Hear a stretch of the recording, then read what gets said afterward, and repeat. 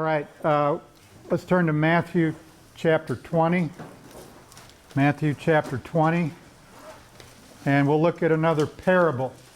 And again, I want to try to go through this and just think about the story itself, and then go back and see what the story represents. All right, Matthew 20, starting in verse 1. For the kingdom of heaven is like a landowner who went out early in the morning to hire laborers for his vineyard. I'm going to stop there. Early in the morning means 6 o'clock, 6 a.m. We're going to see that. There's a 12-hour day involved here. That'll become evident in the story, but I want to just say it up front.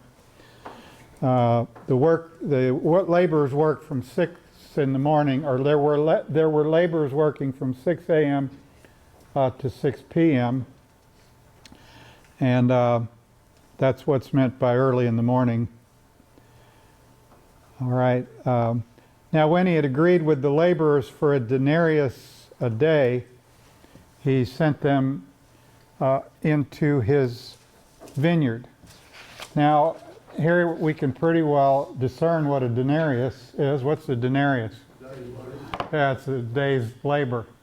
And I'm going to try to put a number on this just for, I don't know how this would compare to Jesus' day, but let's suppose somebody worked for $16.50 an hour. That would be $200 a day. So I'm just trying to look for a number we can work with here. So let's say that the denarius, the day's pay, was $200 for a day's pay. All right, verse 3. He went out about the third hour and saw others standing idle in the marketplace. So what time would that be? About 9 o'clock. Yeah, 9 o'clock. The day started at 6, so the third hour would be 9 a.m. All right, verse 4. He said to them, "You also go out into the vineyard, and whatever is right I will give you." So they went out. Now, how much were they going to get paid? Whatever's right. Now, how smart was that for those laborers? I don't know. They took a risk. What were they doing then when they went out? In terms of they didn't know how much, so they were just trusting that he would do the right thing. Now, the first laborer, I think it implies that he was told how much he was going to get, right? Yeah, he agreed. There it is, verse 2. He agreed for a denarius a day, but the next workers, just whatever is right. And so they went. Again, verse 5. Again he went out about the 6th hour and the 9th hour and did likewise. So what would the 6th hour be? Noon. And the 9th? 3 p.m. And he did likewise. So what was the agreement with the 12 o'clock and the 3 o'clock workers? Whatever was right. Yeah.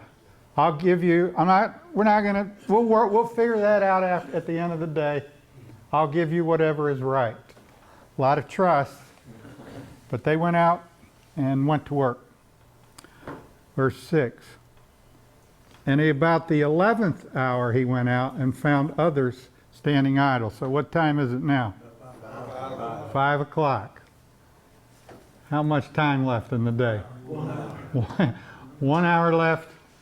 And he's still looking for workers. He finds some at 5 o'clock. And it says, and he said to them, "Why have you been standing here idle all day?" They said to him, "Because no one hired us." He said to them, "You also go into the vineyard, and whatever is right, you will receive." Okay? So when evening had come, and what time would this be? 6 o'clock. 6 p.m. When evening had come, the owner of the vineyard said to his steward, who would the steward be? The boss. Yeah, the foreman, good. Call the laborers and give them their wages, beginning with the last to the first.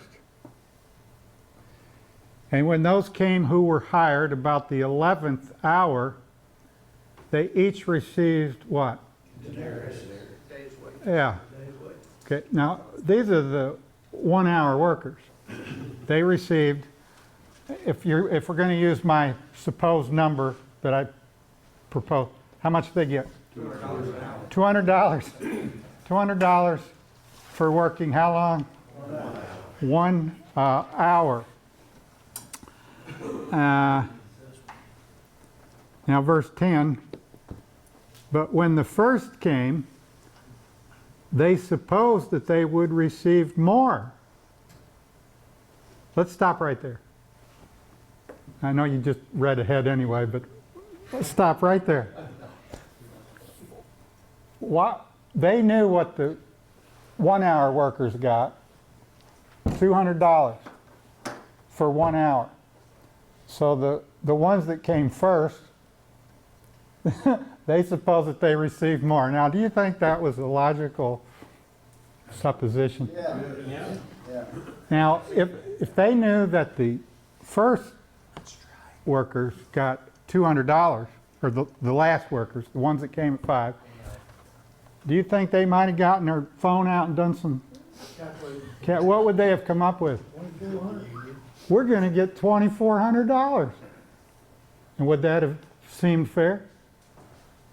On the surface, yeah. If the 1 hour workers got 200, we work 12, certainly we're going to get 2,400. And probably everybody else there in between was figuring it out as well. You know, the 6 hour worker's going to get 1,200, and just go right down the line. So if we stop right in the middle of the sentence, that's what there's a lot going on in the middle of that sentence. We're in verse 9, those who came, let's see, verse 10, but when the first came, they supposed that they would receive more. But here's what they got. They likewise received each what? Denarius. So they got 200 for working 12, and the 1 hour worker, or the 5 o'clock worker got 200 for working 1. All right, so obviously you can see that might create some complaining. And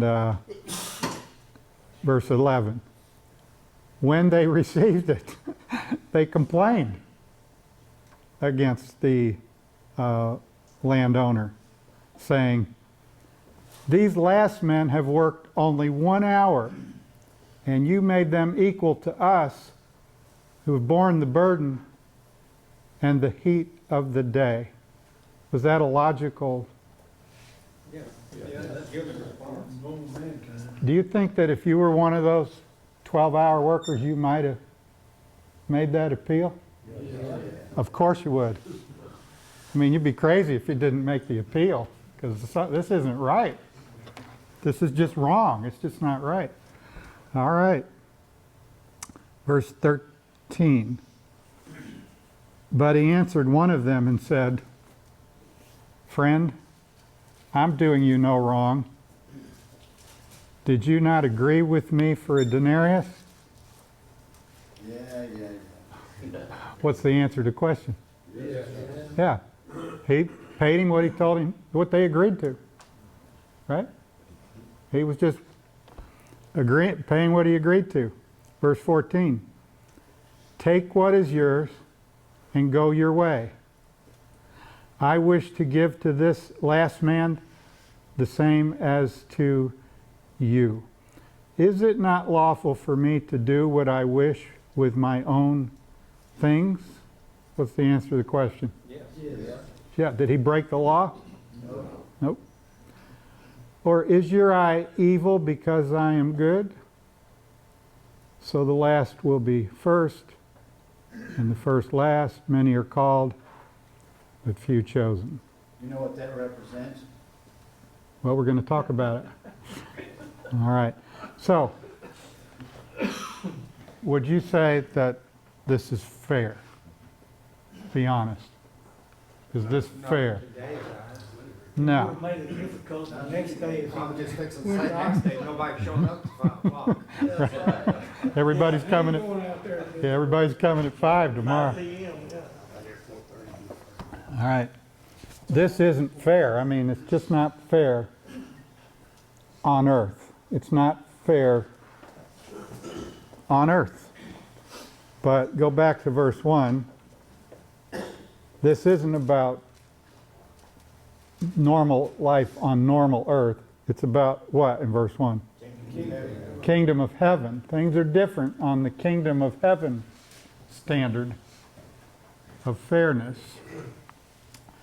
So we need to think about what in the world does this represent. So let's go back again to verse 1. Who do you think the landowner represents? Christ or God. God or Jesus? Yeah. Who would the workers represent? All believers. Yeah. Why believers? There's nobody else in heaven. Well, they're in the kingdom. Okay. It's a kingdom parable. Kingdom of heaven Yeah. is believers. And what's another? If they're workers, what would that imply? They're his servants. Yeah, they're serving, so they're not unbelievers.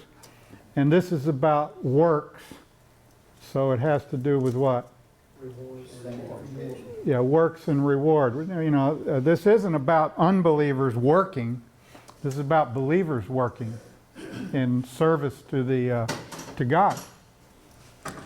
Now, the real question here is, what would the different time elements represent? The 12-hour, some, pardon? Time that you were alive on the earth. Believe. Good, they've qualified your answer. After you believe, right?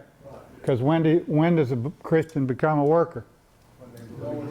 Yeah, you're not a worker for God. You're not a worker for Jesus till you believe. So this would represent what? At the different times? Say it again. People came to faith in their life. Yeah. Or how long they had been. Okay. So, you know, practically speaking, we have, well, let's just, I've been saved for about 65 years. I was, I think, about 7 years old when I believed in Jesus for eternal life. So, based on a parable, I'm probably a 12-hour or 11-hour worker. You're gonna get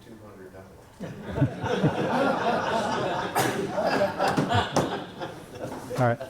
How many of you, and some of you don't know, you just have we all have to, some of you know exactly when you were saved. Others of you have an idea about when you were saved. And you don't have to know the date. Okay? So has anybody else here been saved as long as me? Anybody here been saved for 65? Yeah, thanks. So you're just underscoring my point. Ralph says, hold on. Ralph, are you as old as me? Yes, sir. Anybody here been saved longer than 65 years? Anybody here been saved for 50 years or more? How about 40 years or more? 30 years or more? 20 years or more? 10 years or more? Less than 10? Okay, so we've got everything from 12 o'clock on here in the parable, I think, okay? So, but there are, you know, certainly lots of people, not in this room, but lots of believers that, I mean, today, what's the November 9th, 10th? November 10th, 2021, You know, there are people right here in our church or in the world certainly that have been saved one day, right? Think anybody got saved yesterday? I think so. Somewhere in the world, somebody probably got saved. So we've got people that have been saved as short a time as a day on this earth right now. And we've got people that have been saved for a year, 5, all different times. We've got people that have been saved longer than me. So there's a whole spectrum of time factor to how long people have been saved. The rapture's coming someday. So if the rapture comes today, we're going to have this parable, shout, because there's going to be a whole spectrum of believers standing before Christ, of course, and then eventually the judgment seat of Christ. And we're going to have believers that have been saved for 65 years, and we're going to have believers that at the time of the rapture were saved for Minutes. a day or minutes. Yes.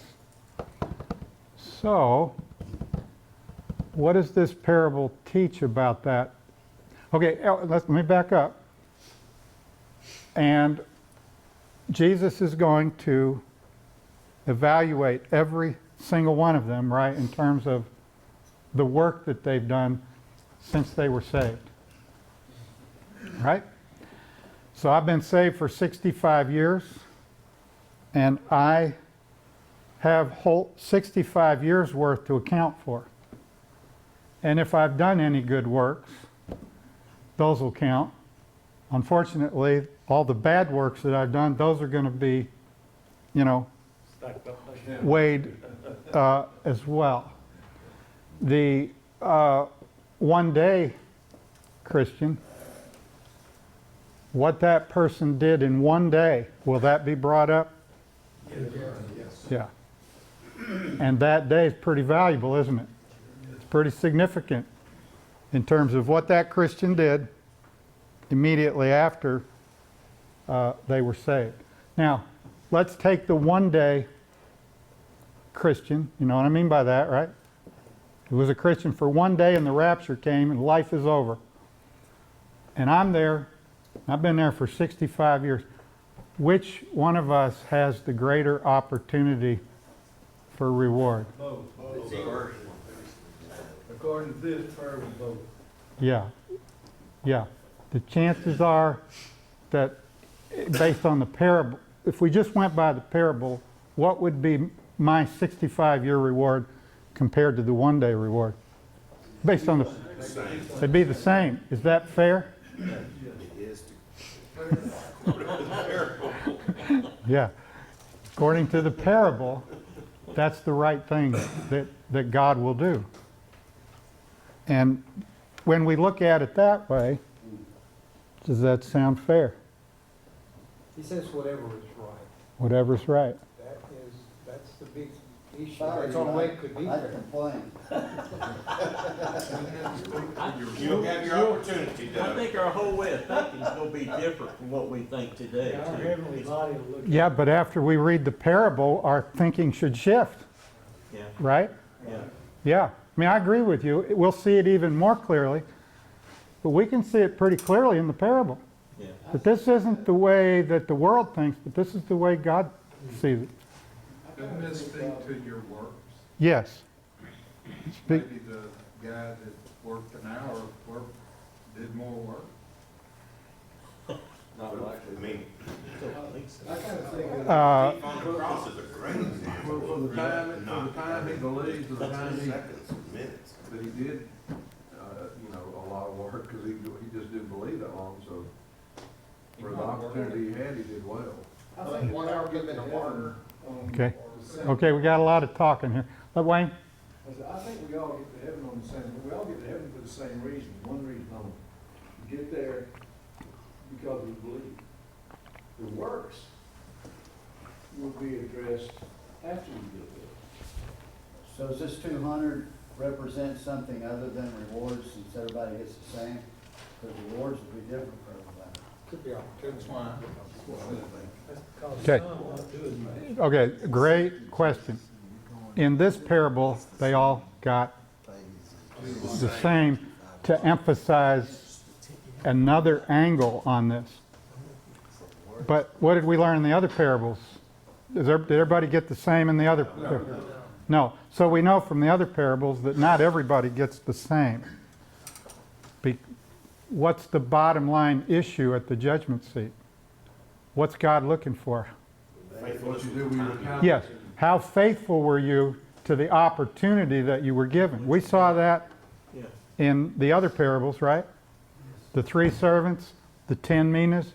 The bottom line is, how faithful were you with the opportunity that I gave you? This parable is exactly the same issue. How faithful were you with the opportunity that I gave you? Well, even a new believer might not have any works. Just because they believe doesn't mean that they're going to start doing good works. Like the thief on the cross. They may just believe, well, he had good works because he witnessed to the other guy. But they may not do anything with it for a while, and the rapture comes, they have no works, even though they believe. I don't know, usually a new believer is book over, can't help but go and tell Usually. others about Christ. Yeah. Usually. But they all have the same opportunity, that's the Yeah. Yes. Let's suppose a person believes, minutes before they die. On Now- their deathbed. Yeah, on their deathbed, what good work might they do in those minutes? Pray and thank God for saving me. Thank you, Lord, for saving me.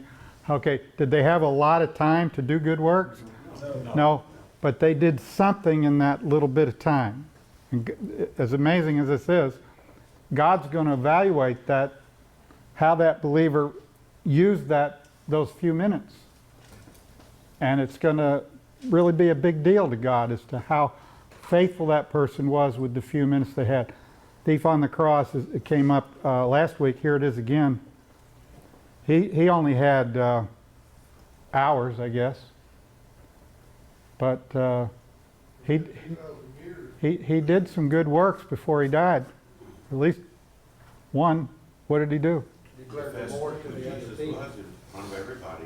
Yeah, he testified for Jesus while he was dying to the other thief that was still mocking Jesus. And he defended Jesus. And so it's possible that God's going to evaluate him based on that very short amount of faithfulness during that short time. Mike? Bob, in the 16th verse, it says, "So the last will be first, and the first last, for many are called, but few are chosen." The guy that is first, the last one to be saved, he didn't have time to rack up too many deficits. Most believers, when they come to believe, they're praising God for the first period of their salvation anyway. So he didn't have time Yeah. to have any deficits.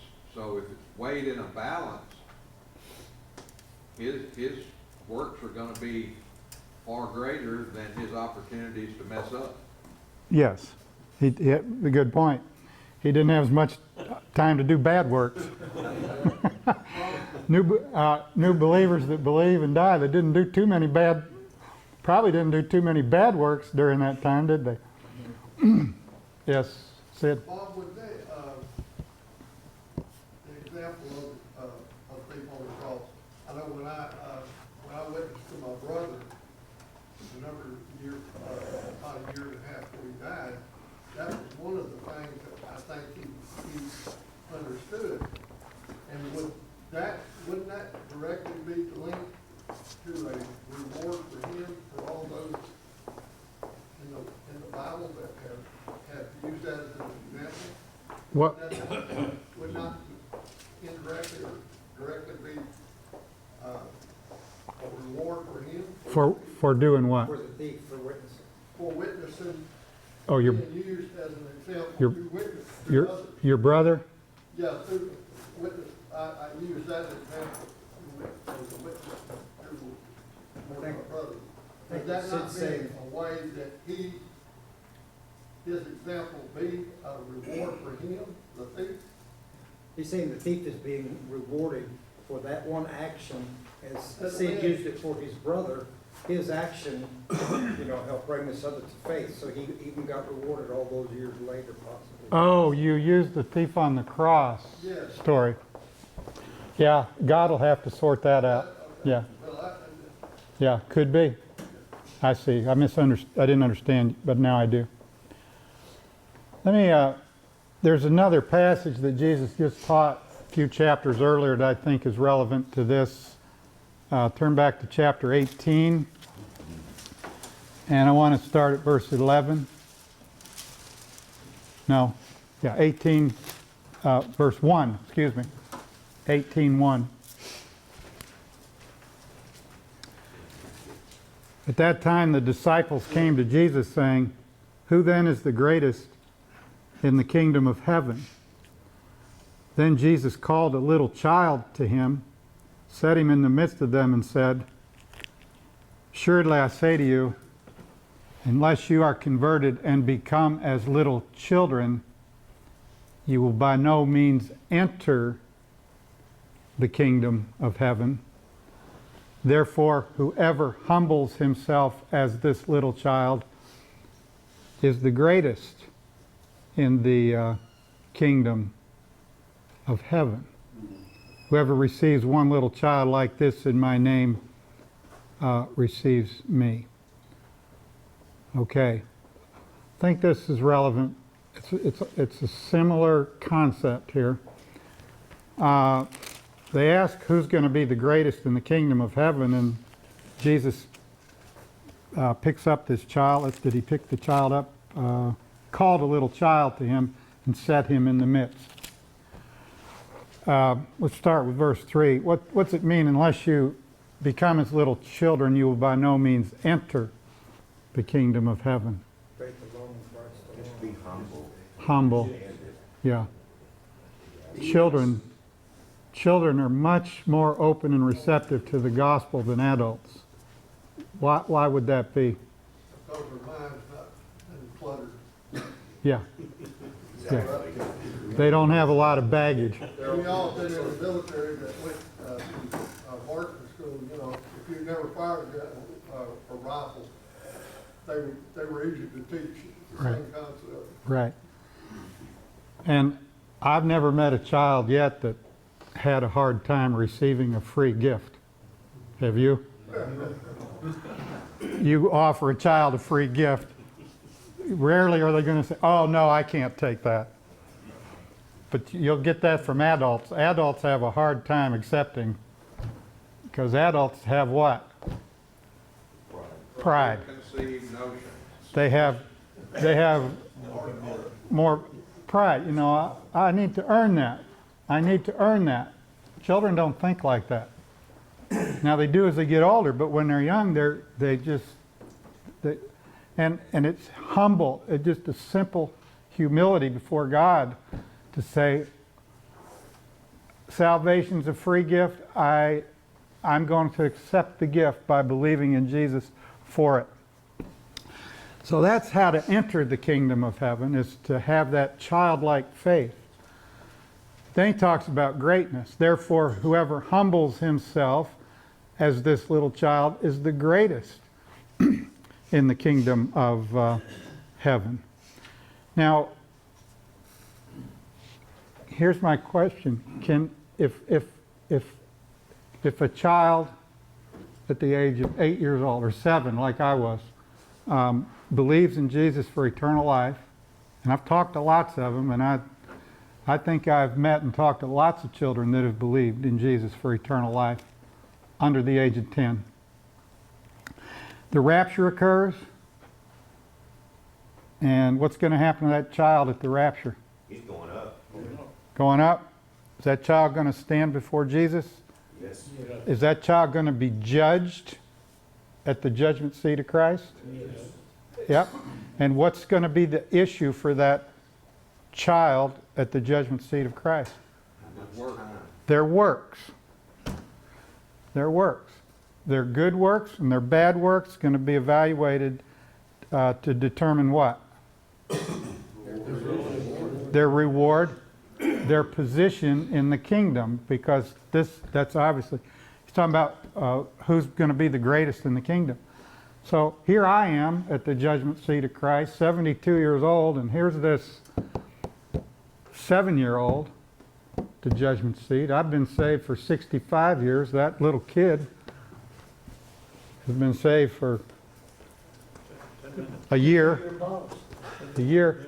Which of us, I mean, picture me and that little child at the judgment seat. Which of us has the greater which of us has the greater opportunity for reward? You both have equal. Yeah, we're both there on the same ground rules. That's my word. We're both there on the same ground rules. And what's the bottom line that I'll be evaluated for? What I've done with the opportunity I've been given. What about the child? Same thing. Same thing. And as has already been mentioned, I know for a fact that I'm going to have many more bad works than that kid even comes close to having. Because I've had 65 years worth of mess. I've messed up so many times for 65 years. I've thought things and done things that I'm ashamed of, and it's all wood, hay, and stubble that I'm going to have to answer for at the judgment seat. That kid, Of course, Bob, to be fair, now the kid could have had a bad morning too. right. That kid will have bad works too, but they won't compare to mine. They won't compare to the volume of mine, okay? And hopefully, maybe I'll have some good works that maybe they'll be a little more volume because I just had more time compared to that kid. But it's the percentage of bad versus good, so to speak. How much gold, silver, and precious stones compared to how much wood, hay, and straw? Kid, how much gold, silver, precious stones compared to wood, hay, and straw? Now let's think for a moment. What good work can a child do that would, what good works do Christian children do in the, pardon? Obey their parents. Will they be rewarded for obeying their parents? What else? They could bring a friend to church. Bring a kid to kids' life or to church. Will that child be rewarded for that? Yes. Yeah, and lots of them do. Bringing their parents to church. Yes, Yes. we have that all the time.